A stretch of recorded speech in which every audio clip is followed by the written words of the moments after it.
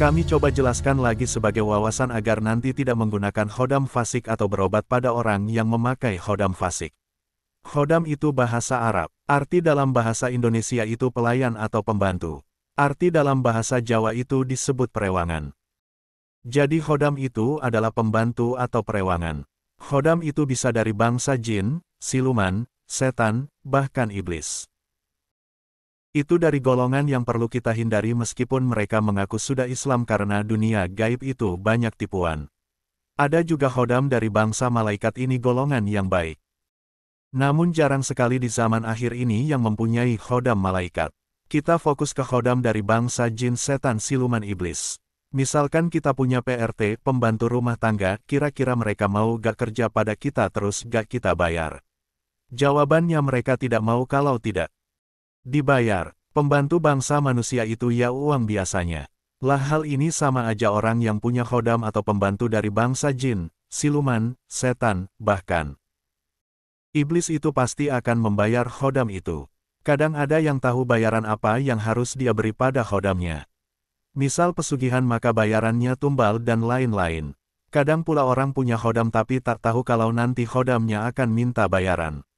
Atau kadang orang gak sadar kalau punya khodam.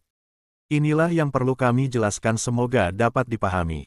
Khodam dokter bangsa jin, setan, siluman, iblis itu yang pasti akan meminta bayaran berupa ruh dan sukma. Orang yang punya khodam juga kadang meminta ruh sukma orang yang meminta bantuan orang yang punya khodam tumbal. Semoga paham di sini. Jadi orang punya kelebihan aneh-aneh di luar umum itu jangan kaget dan heran, biasa saja. Bisa jadi itu adalah hasil dari bantuan dari jin, siluman, iblis, setan.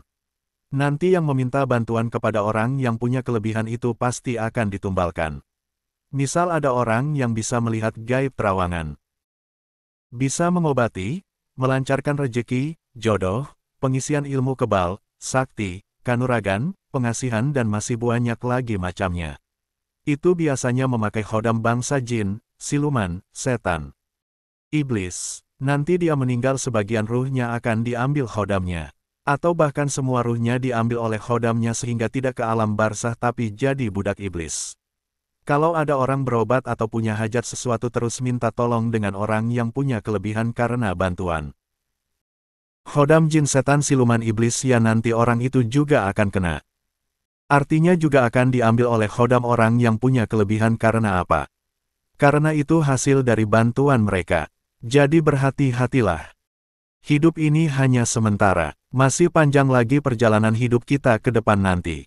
Semoga dapat dipahami. Kami hanya bisa mengajak dan menyampaikan. Orang percaya silahkan dan juga tak mengapa.